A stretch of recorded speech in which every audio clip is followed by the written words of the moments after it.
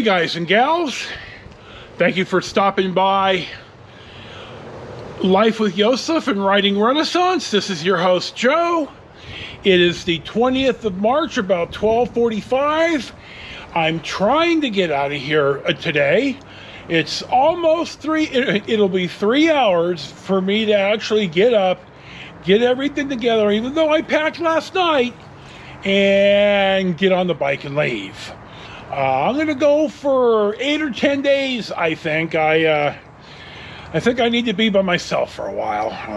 I'm having a hard time. My wife is too, God love her. I think she's sick of dealing with me. I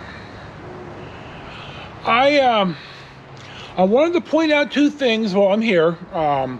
My brother Charlie noticed, and I mentioned this on the last ride, that the quality of the movies seem to be getting better. And I agree, as I get better at this with better cameras like the GoPro. Charlie also noticed, especially on the ride on California 33, that I appear to be smoother and more confident in my writing, and I have to agree with that. I noticed it myself. I'm getting better at writing this, crisper and smoother. So it was noticed, and I appreciate that, brother. Thank you. Now, my brother Mark, after the second to last vlog of last month's ride, pointed out 3 things that he thinks would make my vlogs better. Now, number 1 is, and you notice, I don't have the engine running.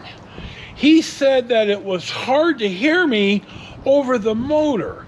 Now, let me explain something to y'all. One, he's right, because I subconsciously block out a lot of the motor.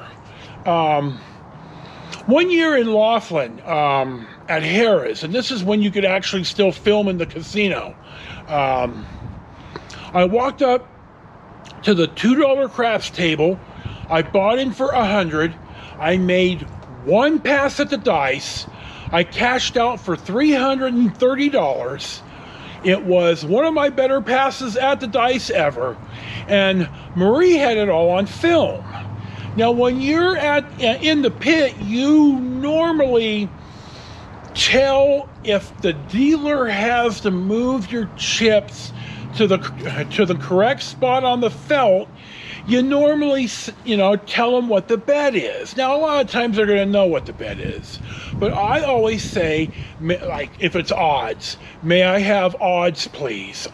May I have odds on the 10? May I place a 6 for $6? May I have a 2-way hard 8? And that's 1 for me and 1 for the dealers as a toke bet. You always sit. Now, if you drop money on the pass or don't pass line, and you odds or lay behind that, you don't. On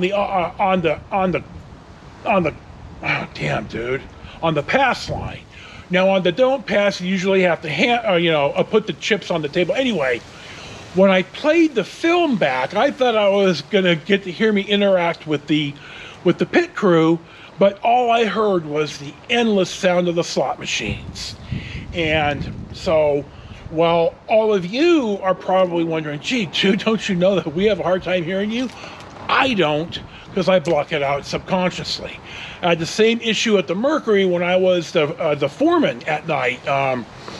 If you were to just walk up there, you would hear the press running.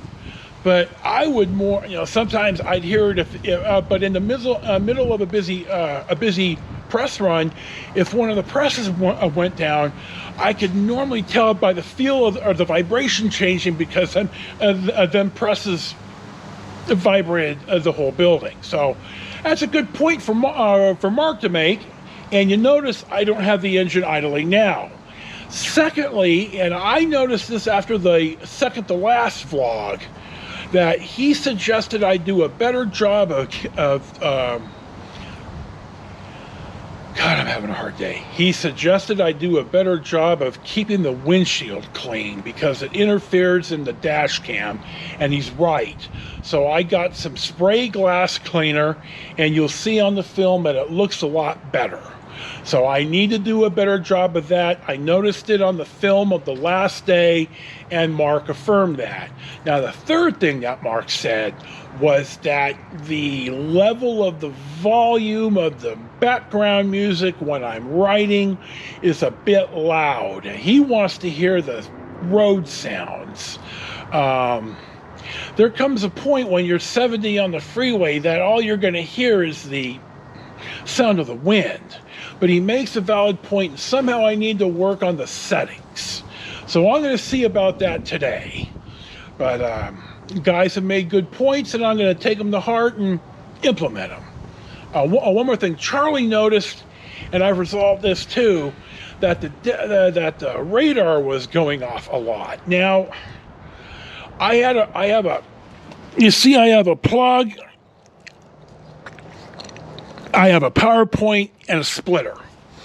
Well, it was like springy, and it wouldn't stay in, and every bump that I hit, it would undo itself just enough to cut the power, and it beeps to warn you that it's lost power, and the beeping goes on incessantly. Now, there were one or two times where it went on for no reason, so I'm going to check the radar settings. I'm going to reset it to factory specs when I get the bike started. So I bought a new splitter that I think is going to be better and address the power turning itself off because the adapter vibrates itself out. So that's almost 7 minutes of me babbling here. I'm going to get the rest of this stuff going. You're going to see some road footage. I probably need to get some fuel. I'll probably stop at Ripon. I'm going to ride down 99. I'm thinking I want to stay in either Tehachapi, or I might stay in Mojave. We'll just have to see. So that's what the story is. And by God, we'll see what's next.